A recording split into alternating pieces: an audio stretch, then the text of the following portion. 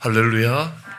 저희들 함께 봉독하실 하나님 말씀 사무엘상 3장 7절로 11절 말씀, 저와 여러분이 한 절씩 교대로 봉독하시겠습니다.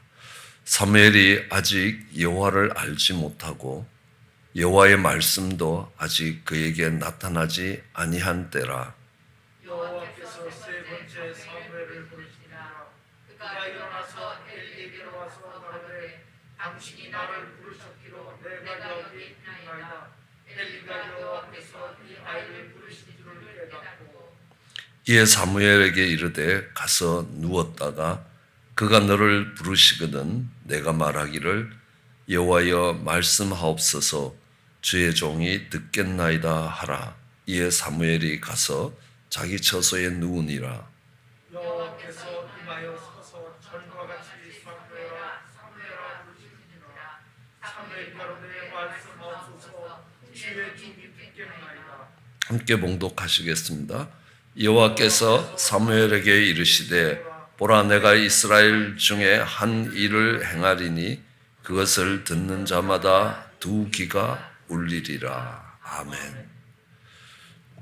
우리는 제자훈련 가운데서 하나님의 말씀에 대해서 살펴보고 있습니다.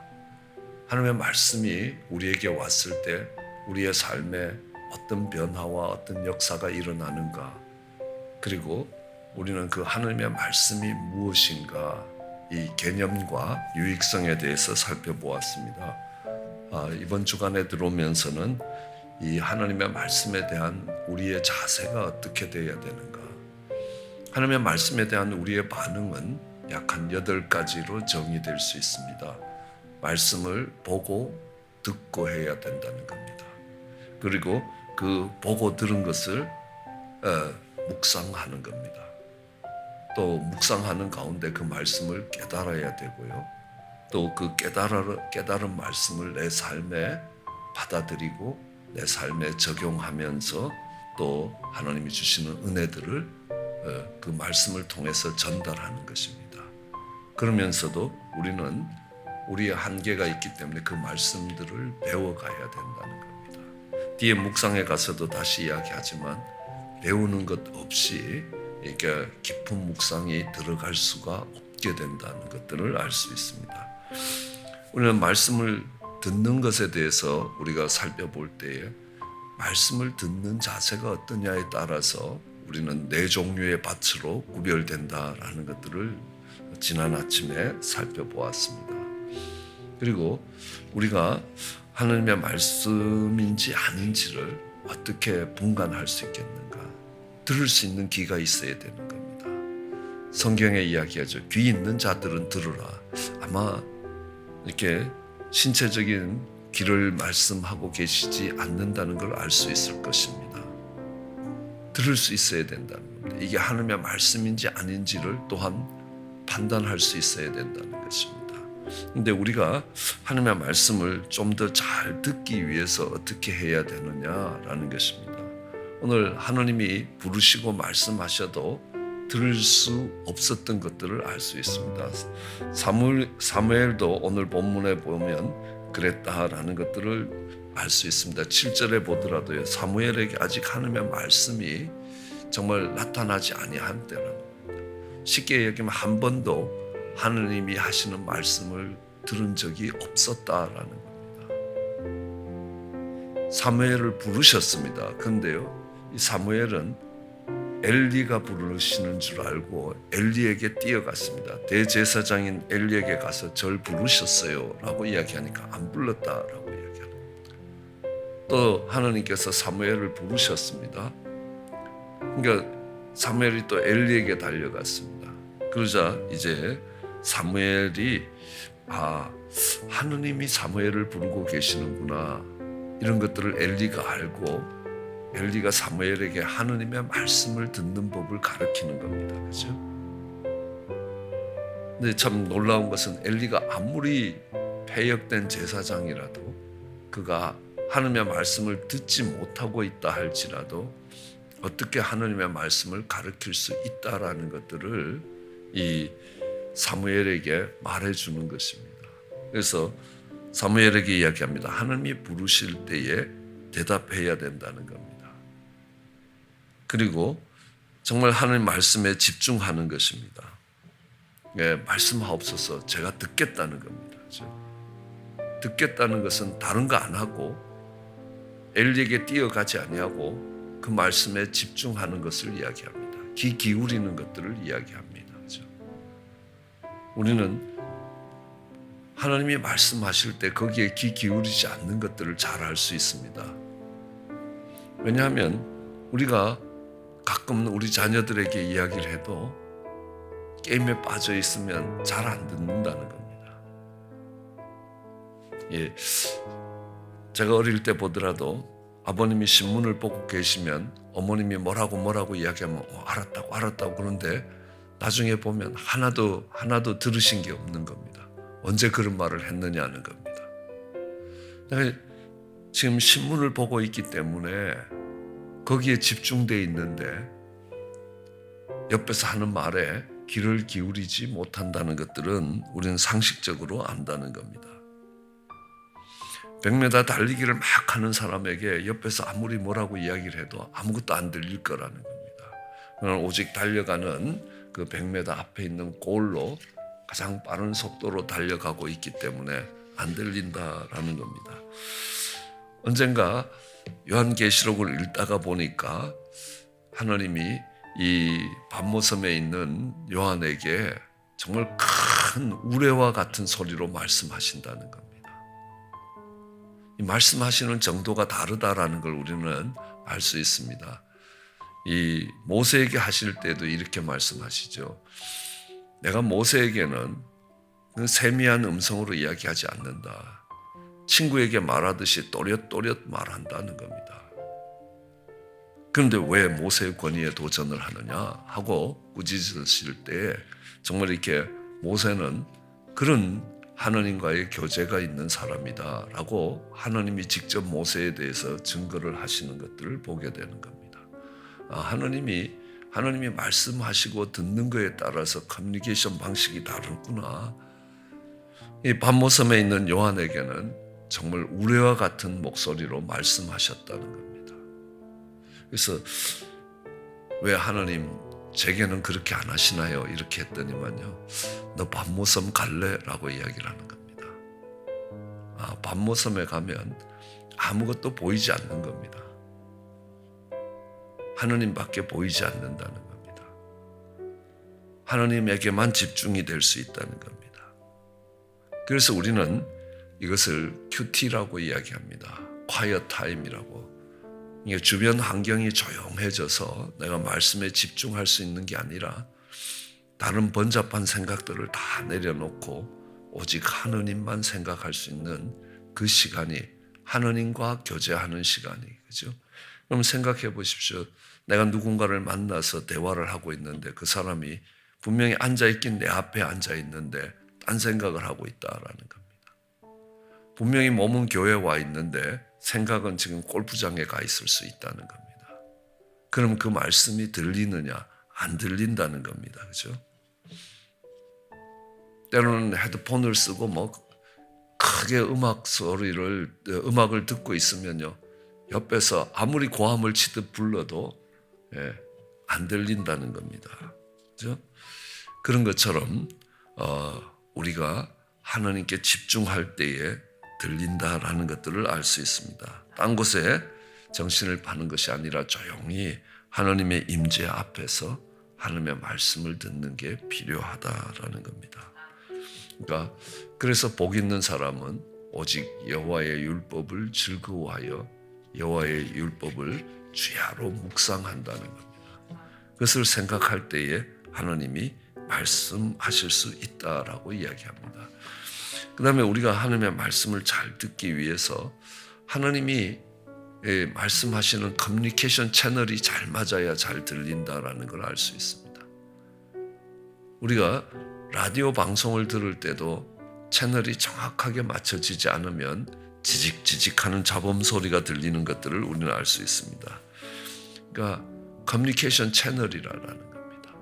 채널이 잘 열려 있어야 우리는 서로 말하고 들을 수 있다라는 것들을 알 수 있습니다. 전화를 하더라도 전화선이 잘 연결되어 있어야 되는 겁니다. 그래야 음질이 깨끗하게 들리지 않느냐는 겁니다. 근데 우리는 하나님이 어떤 통로를 통해서 말씀하고 계시는가라는 이 채널에 대해서 우리의 고정관념을 버려야 들릴 수 있다는 겁니다.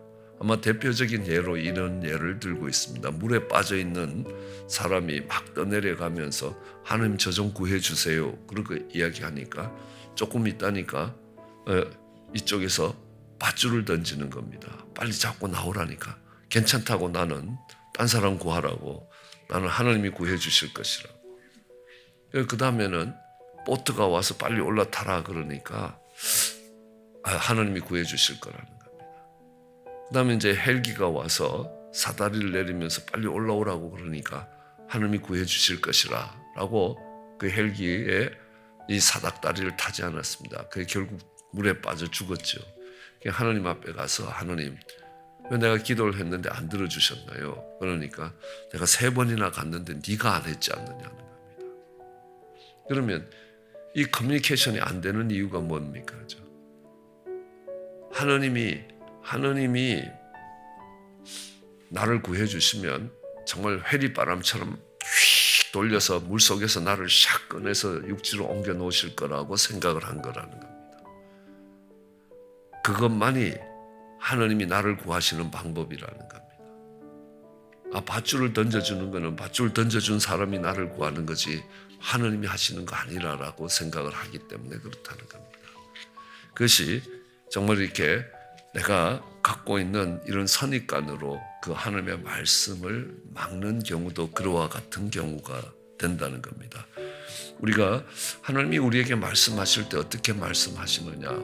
하나님이 모세에게 말씀하시듯이 또렷또렷한 말씀으로 또 성전에서 기도하던 사무엘을 부르시는 것처럼 부르실 수 있다라는 겁니다.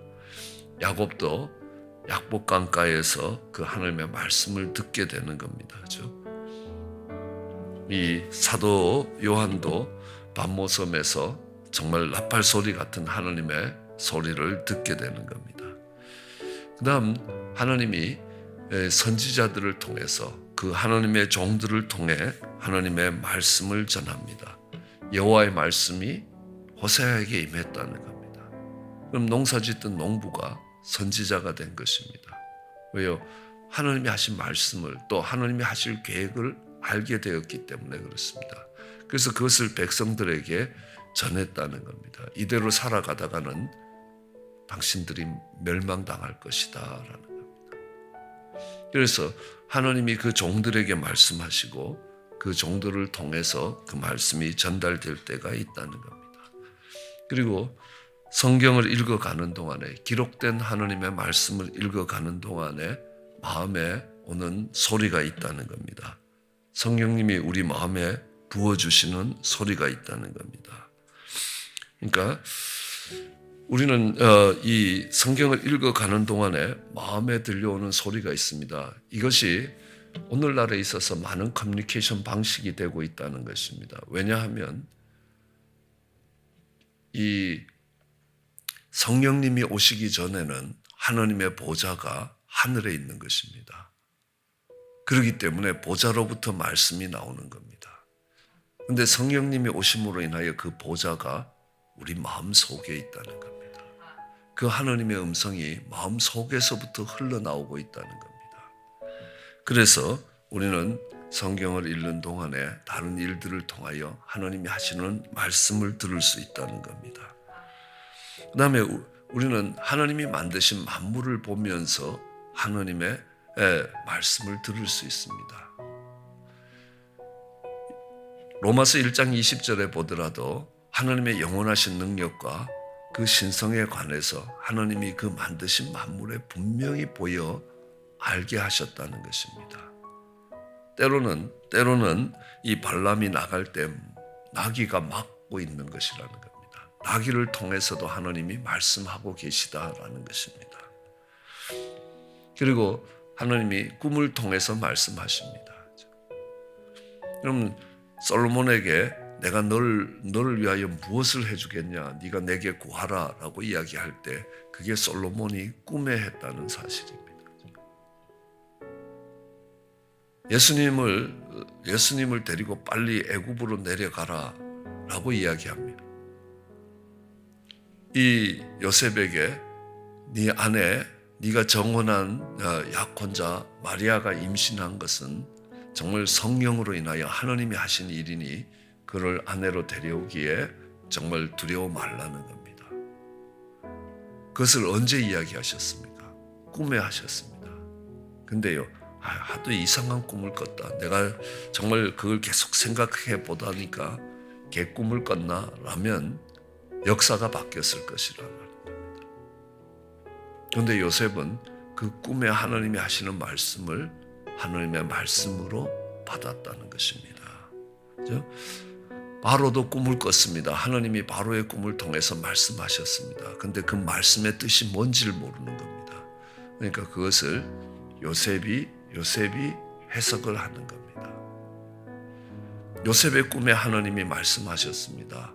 해와 달과 11별이 아니면 11몇 절을 하는 꿈을 꾸게 하셨습니다. 그게 요셉의 앞으로 인생이 어떻게 펼쳐질 것인가에 대해서 하나님이 말씀하신 것입니다. 근데 요셉은 그 뜻이 무엇인지 오해했던 겁니다. 이제 형들이 다 나한테 절할 것이다. 내가 최고가 될 거다 하고 우쭐거렸는데요. 최고가 되기는커녕 저기 이 이집트로 종으로 팔려가서 아주 바닥의 인생을 지나가게 되는 겁니다. 그러면서 어느 날 하나님의 은혜로 인하여 그가 애굽의 통치자가 되었을 때 꿈이 생각나는 겁니다. 요셉은요, 그 꿈을 잊을래야 잊을 수가 없습니다. 그 꿈 때문에 인생이 너무너무 힘들어졌기 때문입니다. 근데 요셉의 재상이 되고 나서는 그 꿈이 하나님이 주신 꿈이고 하나님이 하신 말씀이구나. 그 꿈이 없었다면 요셉의 형들은 요셉의 손에 다 죽었을 것이라는 겁니다. 그 꿈이 있었기 때문에 하나님의 계획에 따라서 하나님이 그렇게 계획하신 겁니다. 만일에 그렇지 않으면 요셉이 그 부족 국가의 족장이 되면 형들은 그 앞에 머리를 숙일지 몰라도 전임 족장이었던 아버지와 어머니가 그 앞에 머리를 숙일 일은 없다는 겁니다. 근데 그 꿈이 이루어지는 걸 보면서 그 꿈을 통해 하나님이 하시는 말씀을 받습니다. 뭡니까? 내 인생의 주권자가 하나님이셨다는 겁니다. 내가 이 이집트로 팔려온 것이 형들이 판 것이 아니라 하나님이 하신 것이라는 겁니다. 나를 애굽의 통치자로 만든 것도 내가 잘나서 만든 것이 아니라 하나님이 나를 이 자리에 오게 하셨다는 겁니다. 그 꿈을 통해서 하시는 말씀을 들을 수 있을 때가 있었습니다. 그리고 때로는 환상을 통해서 하나님이 말씀하시는 겁니다. 사도 바울에게 환상을 보입니다. 이 복음을 들고 동쪽으로 움직이려고 했습니다. 아시아 쪽으로 건너오려고 하는데 그 복음이 다 막히는 겁니다.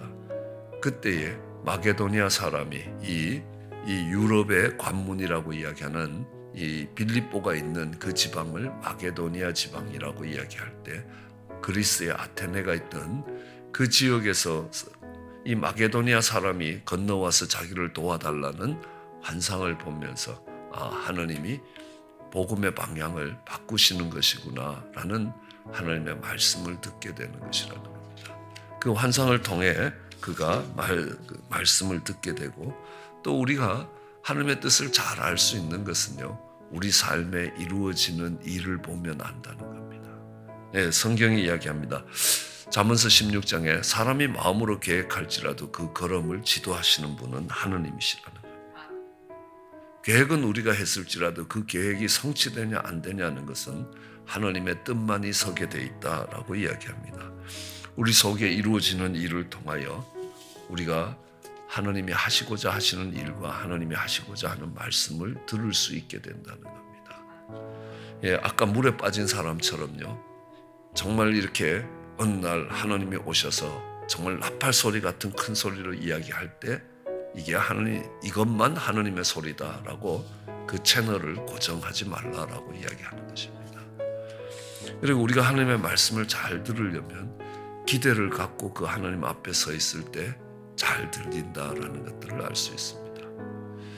예, 미국에 와서 오래 살다 보니까 이제 뭐가 눈치만 늘었다라고 이야기합니다. 요런 때는 미국 사람들이 요렇게 말을 하는구나. 다른 때도 요럴 때는 요런 말을 하던데 라고 하고 들으면 그 말이 잘 들린다라는 겁니다. 기대가 있다는 겁니다. 그래서 그 기대를 가지고 있을 때 훨씬 더 잘 들린다는 겁니다.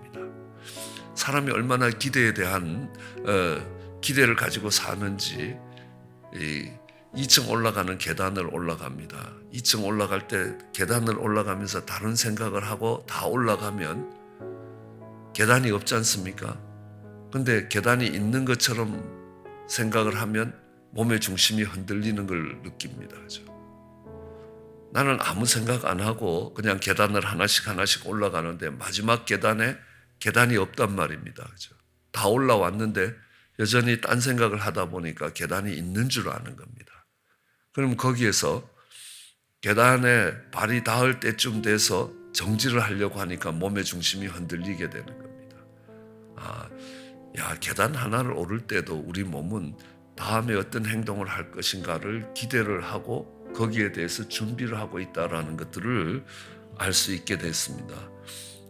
요셉이 이 꿈을 통해서 하느님의 말씀을 들을 때요, 그냥 어느 날 잠을 자는데 정말 꿈에 그 일이 나타난 게 아니라는 겁니다. 마태복음 1장 20절을 보면요, 이 일에 대해서 이 요셉이 생각하고 있을 때, 이 약혼녀가 임신한 문제를 어떻게 해결해야 되는가, 정말 이걸 조용히 덮어야 되는가, 아니면 저 애가 내 애가 아니라 그래갖고 성문 앞에 끌려가서 돌에 맞아 죽게 해야 되는가, 이 일을 곰곰이 생각하고 있을 때 하나님이 그 꿈에 찾아오셔서 그가 성령으로 잉태된 것이고 데려오기를 두려워 말라라고 말씀하시더라는 겁니다. 그러니까 우리는 아무 생각도 안 했는데 갑자기 그런 꿈을 꾸게 돼서 이상하기도 하다, 이게 아니라라는 겁니다. 그 일을 깊이 생각할 때 하나님이 그 꿈에 말씀하시기도 한다는 겁니다. 우리가 하나님에 대한 관심을 갖고 있을 때 하나님이 여러 통로를 통해서 그 말씀들을 전달하고 있다는 겁니다. 관심이 다른 곳에 있으면 상대방이 하는 말을 잘 들을 수가 없다는 겁니다. 우리가 항상 하나님의 말씀을 묵상하고 있을 때 하나님이 그 말씀을 통해서 그 성경의 말씀을 묵상할 때 하나님이 커뮤니케이션을 하실 수 있다는 것입니다. 그렇게 하나님의 말씀을 듣고 살아갈 때에 그 말씀이 내 길에 빛이 되고 내 발에 등이 될 것이라는 겁니다. 그때 그 말씀이 성령의 검이 될 것이고 그 성령이 우리의 영의 양식이 될 것입니다. 그런 은혜가 있기를 주의 이름으로 축원합니다.